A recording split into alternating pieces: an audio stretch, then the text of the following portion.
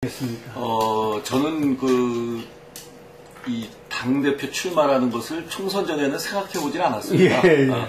그냥 내년쯤에 원내대표 한번 도전을 할까, 뭐 이런 생각을 갖고 있었는데, 이번 총선 결과가 너무 충격적인 거예요.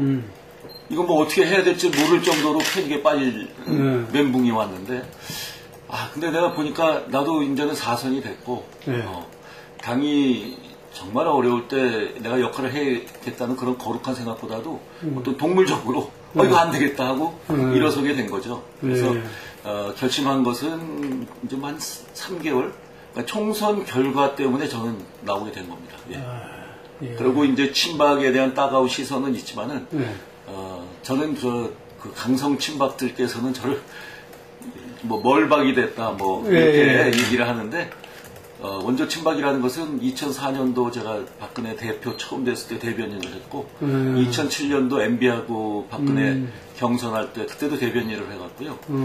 저는 뭐 박근혜 대표가 이명박 후보한테 지고 나서 그 다음 18대 총선에서 저 공천도 못 받았습니다. 그러니까 사실 그 위험한 경쟁 속에서 진짜 목숨 걸고 뛰었던 그런 기억들이 있고, 그러한 원래 있었던 우리 친박 정신, 다시 얘기하면 천막 당사 정신, 모든 것을 내려놓으면 그때부터 뭐 얻을 수 있다는 그런 것을 다시 살리고 싶은 생각이 있습니다. 아프죠. 아프고 뭐 대통령이 뭐 관여를 했니 안 했니, 제가 그분을 아는데 무슨 개별적인 사안에 대통령이 지시를 하고 관여를 하고 그런 거 아니거든요. 뭐 오죽하면은 고난을 벗삼아 열심히 일하자는 얘기도 하시던데, 아무튼 여러 가지 외 옛날에 박희태 대변인이 만들어낸 신조어 중에 총체적 난국이라는 게 있지 않습니까? 지금 여권이라든지 청와대라든지 그런 상황이 아닌가 하는 생각이 있고, 마음이 좀 짠합니다, 대통령에 대해서. 변화의 제안이라는 거, 우리가 이제 늘 이렇게 뭐 개각을 뭐 요청을 한다든지 이렇게 말씀드린다든지 그런 건데, 제가 보기에 대통령의 성격으로 봐서 아주 정신력도 강하시고 그런 분이라 아마 휴가 기간 동안에 나머지 1년여 남은 임기를 어떻게 마무리할 것인가 굉장히 고민이 많으실 것 같습니다. 근데 아무튼 개각도 저는 필요하다고 생각합니다. 왜냐하면 너무 오랜 시간 일하고 있는 장관들도 계시고, 몇 분 계시더라고요. 혹은 뭐 좀 구설수에 오른 부처도 있고요. 그래서 그것도 하나의 계기가 될 수 있고, 무엇보다도 대통령께서는 더 열심히 일하는 모습으로 국민들한테 다가가지 않을까 하는 생각은 뭐 없지 않아 있는 것 같아요. 진경준 검사장 경우를 보든지 뭐 이러저러한 개인적인 어떤 친소 관계에서 그렇게 결과를 냈는지 저는 모르겠지만은, 하지만은 우병우 수석이 검찰이 이제 조사 수사에 들어갔으니까 그런 가운데서도 고위 공직자에 대한 검증이라든지 이런 거는 민정수석이 앉아서 혼자 하는 게 아니고 그 시스템에 의해서 하기 때문에, 물론 최종적으로 결심은 수석비서관이 하겠지만은 그 시스템으로 하는 것이니까 저는 잘 해나가지 않을까 싶고요. 지켜봐야 된다는 입장입니까? 저는 지켜봐야 된다는 거죠. 의혹을 갖고 막중한 자리에서 그만둔다는 것은 소위 우리나라가 법치주의 국가 아니겠습니까? 법과 원칙에 의해서 결론을 내야 되는 것이지, 그걸 그냥 이런 구설수라든지 의혹 제기만으로도 그만둔다는 것도 저는 무책임한 일이라고 생각합니다. 또한 대통령께서 뭐 운유적으로 격려도 하셨지 않습니까? 그런 걸로 봐서는 더 열심히 일하고 있고, 뭔가 결과 나오면 그때 그만두면 되는 거죠. 그러니까 우리 새누리당, 그 전에 한나라당, 그 전에 신한국당, 그 전에 뭐 민자당, 민정당, 쫙 보면은 사람들은 바뀌었지만 그 주도 세력들, 주류들은 내가 보기에는 계속 이어오지 않았는가. 2008년도에 이명박 대통령이 탄생했지만 그래도 당은 박근혜 친박 쪽이 계속 끌고 오지 않았습니까? 그 시기 다 잘못됐다는 것은 아니고요. 잘한 시기도 있고 잘못된 시기도 있는데, 저는 이 새누리당의 주체 세력, 주류, 이게 이제는 바뀌어야 된다고 생각합니다. 그럼 저는 친박인데 너는 그러면 그거 아니었냐? 저는 그래도 거기에서는 좀 가끔 제가 저 친박을 좀 야단치고 비난하고 그랬던 사람이거든요. 바뀌질 않으니까, 변하질 않으니까. 이름만 새로운 새자에 새누리가 됐지 헛누리로 계속 왔으니까요. 요번 참패를 계기로 해서 이제 당이 간판을 바꿔야 된다. 당의 얼굴을 바꿔야 된다. 얼굴을 저로 해주시고 저와 함께 일할 사람들은 좀 더 새롭고 젊고 강하고 이런 쪽으로 바꾸고 싶은 게 말 그대로 땅을 이제 이렇게 갈아엎어야 됩니다. 주류를 바꾼다면. 그렇습니다. 그래 이제 또 새로운 또 양분이 거기서 또 발생할 수 있는 것이고요. 당대표가 된다면은 저는 일단 새누리당 하면은 뭘 연상하게 됩니까? 좀 나이 먹은 당, 뭐 부자들의 당, 뭐 좀처럼 변하지 않는 당 이렇게 돼 있지 않습니까? 그래서 제가 당대표가 된다면은 제일 중요한 건 사람 아니겠습니까? 사람이 바뀌어야 되는 거고 사람이 하는 일들이니까 그래서 나이, 선수를 저는 관여치 않겠습니다. 초선이라도 사회에서는 다 자기 전문 분야에서 많은 일을 하고 왔던 분들 아니겠습니까? 따라서 삼성 이상이 무슨 자리를 해야 된다 이런 거 철폐하겠습니다. 사람을 바꾸고 그래서 새로운 동력을 전 얻어야 된다고 생각합니다. 그러니까 당직에 어떤 선수를 무시하겠다. 아, 그렇죠. 그 역할에 맞는 가장 이렇게 맞는 사람으로 적재적소에 하겠다. 용인술이 제일 중요한 거죠. 그리고는 이제 앞으로 많은 분들이 이번 당대표는 그 대선 주자들 그렇죠. 이 관리를 해야 된다 하는데 사실은 그거보다 아무리 좋은 대선 주자가 나타나도요. 이번 정부가 마무리를 잘못하고 정말 실망으로 끝나는 그런 정부가 되면요. 아무리 좋은 후보가 나와도 저는 가능성 없다고 생각합니다. 따라서 당과 청와대는 뭐 수평 수직 관계가 아닌 동지적인 관계. 이제 운명을 같이 하는 관계입니다. 운명 공동체. 이 배가 난파를 하느냐, 그 배 다 같이 타고 있는데 나는 살고 정부는 죽고 이건 있을 수 없잖아요. 한 몸인데. 따라서 이 대선 관리보다도 더 중요한 거는 이 정부가 어떻게 성공적으로 마무리할 수 있는가. 예를 들어서 지금 대통령이 대선 후보 때 뭐 공약을 이러이러한 걸 했는데 왜 안 하는가? 그건 대통령만 해야 될 일이 아니거든요. 당이 얼마큼 뒷받침을 해줬는가? 당이 동지적인 관계에서 그것을 이룩해낼 수 있도록 우리는 과연 노력을 했는가? 실제 안 했습니다. 안 하고 있으니까 이제 대통령께서는 때로는 힘이 들어서 또 멱정도 내고 그러셨는데 앞으로는 그러면 안 되고 오히려 임기 이제 1년이 남았는데 힘이 빠진다면 당이 더 앞장서서 끌고 나가야 된다고 생각합니다. 내부에 있는 사람들이 더 어렵다고 움직이질 않으니까 미방위원장 할 때 야당과 동수라서요. 하나 뭐 제대로 법안을 통과시킨 적이 없습니다. 그때마다 대통령이 저를 만날 기회가 있으면 위원장님 요거는 해주세요. 정말 사정하다시피 저한테 얘기했는데 야당은 뭘 하나 걸고 이거 안 해주면은 전혀 미래창조 과학하고 상관없는 일인데 이걸 안 해주면 120여 건의 법안은 어림도 없다. 참 가슴이 아팠습니다. 이제는 국민들이 저희들이 능력이 부족해서 양당 체제로는 안 되니까 3당 체제로 해줬고 이젠 정말 당이 정치력을 활용을 해서 3당 체제 안에서 충분히 양당은 뭐 극과 극이니까 저는 해낼 수 있는 일들이 지난번보다는 많다고 생각합니다. 대선 레이스 당을 바꾸고 그 청와대 관계에서 정부 마무리 잘하고 성공적인 어떤 박근혜 정부 마무리를 하고 대선 준비를 하시겠다. 그렇죠. 그리고 대선 후보들에 대한 관리 뭐 이런 거 우리가 2008년도에 2007년 12월에 이명박 대통령이 후보가 500만 표 이상 이긴 것은 이명박 후보에 대한 기대감도 있었지만은 박근혜 후보와의 치열한 경쟁 속에서 얻어낸 거 아니겠습니까? 그때는 뭐 야당 후보는 정동영 후보였지만 누군지 뭐 생각도 안 나고 그 박근혜 대통령이 깨끗하게 승복한 것도 컸죠. 그 승복이 5년 뒤에 대통령을 만들어준 거라고 생각하고요. 아무튼 내년부터 있을 그 대선 레이스는 후보자들 간에 아주 뜨겁고 어떤 치열한 경쟁을 하고 또 감동적인 그런 레이스를 만들려고 생각합니다. 저는 이제 그 언론이나 이렇게 인터뷰를 요즘 많이 하게 되는데 그러면은 그분들이 저한테 하는 질문 중에 야권에는 대선 유력한 후보가 보이는데 네. 지금 새누리당에는 보이질 않는다 이런 말씀을 하세요. 저는 그것은 아직 우리 반기문 네. 총장이 아주 뭐 하겠다 안 하겠다 이런 결심을 안 하신 것 같고 그래도 사무총장 자리 끝나야지 내년부터 하는 거 아닙니까? 예, 예. 그래서 그 일정이 그분에 대한 우리는 기대감이 있으니까 같이 뛰어줄 그런 것도 있어서 조금 출발이 좀 더디게 되는 것도 있고요. 저는 이런 생각을 요즘 해봤습니다. 그분이 이제 나중에 뭐 다른 일에 연루되기도 했지만 문국현이라는 분이 있지 않습니까? 예, 예. 문국현이라는 분은 뭐 사회에서 성공한 CEO 네. 했었어요. 네. 하지만 대선의 꿈은 이루지 못했죠. 초기에는 대단했죠. 대단했죠. 근데 그분이 그런 소수 정당에서 후보로 나왔잖아요. 네, 만약에 네. 그런 후보를 우리가 찾아내서 네.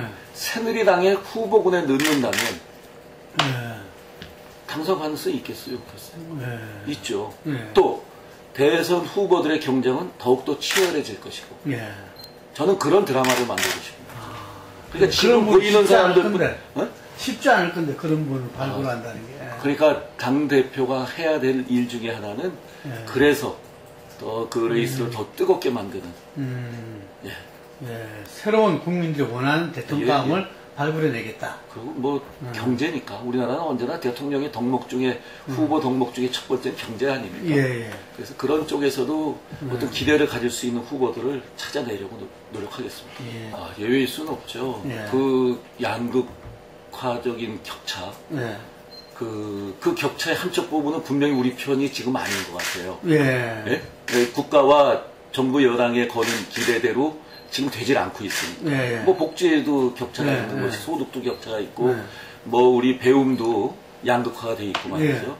그 중간을 더 두텁게 하는 것이 정부가 또 여당이 해야 될 일이라고 생각하는데 물론 거기에는 재정적인 수요도 있고 뭐 있겠습니다만은 한정된 재정 속에서는 저는 지금도 예를 들어 복지 문제다. 복지 예산이 중간에 새는 것들이 많으니까 뭐 예를 들어서 그런 것들을 다시 점검하고 뭐 한다든지 아니면은 뭐 여러 가지 글쎄요. 뭐 또 논란이 될 수 있을까요? 그 세수에 의한 재정 확보가 없이는 그 복지를 늘리는 데도 굉장히 어려움이 있으니까 그 복지 세수를 늘리지 않고 하는 것은 일자리 창출 아니겠어요? 예를 들어서 일자리가 제일 좋은 복지 아니겠습니까? 뭐 그런 식으로 해나가는 방법들을 지금 저한테 그 어떤 청사진을 말하라. 그냥 이미지적으로 지금처럼 말할 수 있을 뿐이지. 하지만 당 대표가 되면은 당 차원에서 분명히 해야지 내년 대선에 대표님 말씀대로 그것은 분명한 가장 큰 이슈가 될 수 있다고 생각합니다. 그 말씀 드리기 전에 우리 비상대책위원회에서 이번 경선 룰을 안을 만들 때 끼어있던 것이 모바일 투표였습니다. 모바일 빠졌잖아요. 그러니까요. 그것이 뭐 의원총회 하면서 뭐 이렇게 어떻게 됐는지 다시 비대위로 가서 없어졌어요. 근데 그 모바일 투표에 반대하는 뭐 계파의 의원이 나와서 하시는 말씀이 이 모바일 투표를 하면은 우리 어르신들에 대한 예의가 아니라 이 젊은 사람들을 위한 투표인데 이런 얘기를 하는 거 보고 저는 깜짝 놀랐습니다. 그래서 내가 어느 자리에서 그랬어요. 모바일 투표를 하면 어떠냐. 젊은 층에게 자꾸 다가가야지. 이번엔 젊은 층 표로 졌지만 다음엔 조금 덜 져야 되고 그 다음엔 더 덜 져야 되고 그 다음엔 젊은 층을 우리로 갖고 와야 될 거 아니냐. 지금 우리가 젊은 층에서 어찌 소득이 없다고 그래서 늘 외면하면은 우리는 절대로 우리 여당을 이어갈 수 없고 정권 재창출은 요원한 것이라는 거예요. 왜냐하면 투표를 날짜도 뭐 사전 투표라고 해서 해주고요. 뭐 투표소도 더 많이 할 수도 있지 않습니까 앞으로. 그런 의미에서는 글쎄요. 항상 젊은이들하고 얘기하면서 야단 맞아야 될 것 같습니다. 야단 맞고 그래서 반성하고 그들을 위한 그러니까는 서울 뭐 성남 이런 데서 청년 수당 그 뭐 한정된 숫자를 주지만은 그거는 젊은이들이 찬성하겠어요? 반대하겠어요? 우리는 뭐라 그러니까 그걸 보고 저 성남시장, 서울시장이 화필 지중을 한다. 비난만 하면 뭐합니까? 그걸 대체할 수 있는 합리적인 안을 우리가 만들어서 젊은이들에게 얘기를 해주고 그들이 생각하게 만들어줘야 되는데 우리는 비판만 하고 있지 그 대체를 하지는 못하고 있습니다. 그게 가장 큰 문제라고 생각합니다. 우리 새누리당에는요, 소위 친박계가 있죠. 그 비박계라고 얘기하지 않습니까? 개파는 친박분이 없습니다. 비박은 친박이 아닌 사람들을 비박이라고 하는 거지, 비박은 개파가 아니죠. 그렇더라고요. 그런데 이번에 뭐 윤석열 의원권이라든지 저 총선 결과라든지 뭐 이런 것 때문에 이 친박 쪽도 저는 거의 그 구심점이 없어지고 그 개파에 속한 의원의 지역구의 당원들이 과연 나는 친박인데 이런 소속감을 가질까. 그래서 오히려 요번 서 대표님이 뭐 요번에 포기해 주시고 또 뭐 나경원 의원도 뭐 나올래다가 안 나오고 이런 것이 오히려 요번 전당대회는 개파를 이제 정말 청산할 수 있는 절호의 기회라고 저는 생각합니다. 그래서 저를 범박계로 이렇게 해놓은 데도 있고 어디 보면 중도로 해놓은 데도 있고 예전에 어느 데는 뭐 비박으로도 해놨습니다. 근데 절대로 저는 그건 아니고 저는 뿌리가 친박이기 때문에 그래서 과연 어느 개파가 이기느냐는 전 의미가 없고 요번이야말로 개파색 없이 우리 대의원 국민들이 정말 새누리당에 대한 정말 마지막 애정으로서 자신들의 권리를 행사해줘서 이렇게 결과가 나왔으면 좋겠어요. 그거는 오히려 개파보다는 좀 오히려 건전하지 않을까 싶습니다. 다 지역, 저는 경기도 용인 병이 제 지역구인데 그러니까 미국도 대통령 경선할 때 어디 주지사 출신, 트럼프는 뭐 예외가 될 수 있겠지만 뭐 상원, 어느 지역의 상원 의원 이렇게 나오지 않습니까? 그래서 개파로 아주 양극화되는 것보다는 지역 기반을 둔, 저 사람 경기도 출신이니까 우리가 찍어주자. 그래서 큰 일꾼을 한번 만들어보자. 그건 오히려 좀 유권자로서는 건전한 선택 아닐까요? 그냥 으름장이죠. 새누리당이 언제, 그러면 벌써 새누리당 발전했을 겁니다. 정말 그런 식으로 비민주적인 결과가 나온다면 우리는 탈당해서 더 건전한 당을 만들 수밖에 없다 하고 뛰쳐나갈 수 있는 정당이라면 저는 더 희망적으로 봅니다. 그러지도 못하면서 선거 전략에 이용하는 것은 오히려 젊은 후보들이 더 구태한 모습을 보여주고 있는 거죠. 뭐 신냉전의 그 장이 한반도가 될 수 있다는 우려도 할 수 있고 그렇게 되면 안 된다는 생각은 갖고 있지만은 이 사드의 전제는 북핵이거든요.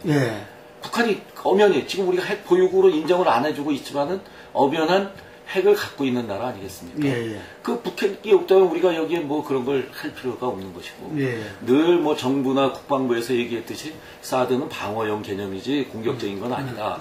뭐 이렇게 얘기하지만은 미국과 중국 간에 뭐 좀 그 대치적인 그런 상황도 한반도에서 이제 좀씩 보여지고 있지만 저는 사드는 있어야죠. 북핵을 생각할 때 그럼 어떤 식으로 그걸 막아낼 수 있습니까? 만약에 저 김정은이가 한번 핵 돌아갖고 한반도를 향해 쐈다. 그건 상상할 수 없는 일 아니겠습니까?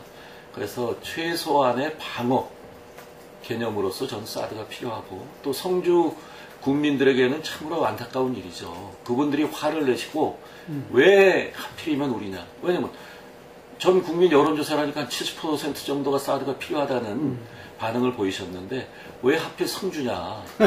그거 참 저도 그분들 마음을 헤아릴 수 있겠어요. 하지만 성주의 이완영 의원이 막 그렇게 안타까워하고 화를 내는 것은 저는 이해를 하지만 특히 경상북도 뭐 대구 의원까지 연대 서명을 하고 반대 서명을 하고 저는 이건 아니라고 보거든요.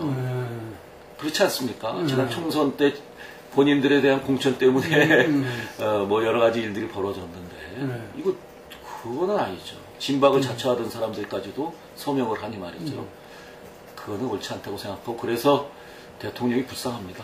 그거 필요하다고 생각하고요. 저는 특위보다는 이제 말씀대로 국회의원들은 거의 90% 이상이 90% 가까운 숫자가 개헌의 필요성을 느끼고 있어요. 그 형태에 대해서는 이견들이 있지만 따라서 언제든지 국회에서 그 통과시키는 준비는 돼 있다고, 상황은 돼 있다고 보는데, 그것을 이 정부 기간 안에서 하면은 여러 가지 혼란스러움도 있고, 그렇기 때문에 각 당의 대선 후보들이, 뭐 A당은 의원 집전부대를 우리 후보를 통해서 우리는 선언을 한다. 대선 공약으로 한다. B당은 뭐 4년 중임으로 한다. 걸어서 당선된 그 당의 후보가 당선되면 그것으로서 국회에서 통과하고? 예, 통과시키는. 그게 가장 효율적이고. 왜냐면 국회는 이미 다 이제 하자. 여당도 하자고 돼 있거든요. 예. 구체적 안은 당선된 그 네, 후보의 안대로. 그 후보의 안대로.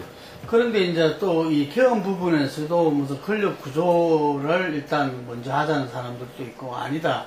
엄청나게 지금 그 시대로 변했기 때문에 여러 가지 변화된 환경, 인권이라든지 기본권이라든지 경제라든지 이런 것도 다 이렇게 바꿔야 된다. 이런 의견들도 있습니다. 어떤 입장이십니까? 그러니까 그러한 것들을 다 포괄적으로 해야 되는데, 그러한 작업을 내년에 대선 들어가는데 뭐 국회가 그렇게 뭐 거기에 매달리기도 쉽지가 않은 일이고요. 그러니까 딱 대통령이 선출이 되면은 그때는 더 구체적으로 가장 빠른 시간 안에 그 안으로 이렇게. 네네. 예. 일단 제가 당대표 나오기 전부터 총선 결과로 나왔지만은 총선 전에도 새누리당에 대한 느낌을 한마디로 표현하라고 그러면은 많은 분들이 아주 지긋지긋하다고 말씀하셨어요. 뭐 친박 비박하면서 맨날 싸우는 모습만 보여줬으니까. 최고위원회 열어놓으면은 최고위원이 대표 최고위원한테 맨날 뭐 이렇게 시비 거는 모습 보이고, 그럼 또 대표는 이제 회의 끝나겠습니다 하고 나가려고 그러면 그 옆에 젊은 최고위원이 또 집안 꼴 잘 돼간다 이런 얘기하고 앉았고요. 이거 이제는 간판을 바꿔야 됩니다. 아까 말씀드렸지만은 어떤 조직이나 세상을 바꾸기 위해서 사람을 바꿔야 되거든요. 그런 의미에서 저는 좀 다른 후보들도 훌륭하지만은 저는 기존에 인지도가 있고 또 많이 오랫동안 공개적인 삶을 살아왔기 때문에 많은 분들이 저에 대한 이해를 해주시리라 믿고, 그런 것들이 저의 큰 장점이고요. 제가 생각하는 새누리당을 새롭게 바꿔가는 데는 글쎄요, 제 방송 21년 했거든요.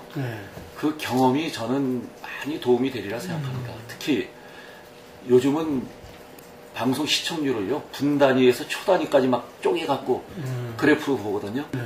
어떤 얘기를 할 때 있다. 어떤 얘기는 별로 관심이 없었다. 그래프로 분석하는데 그걸 저는 21년 동안 해왔어요.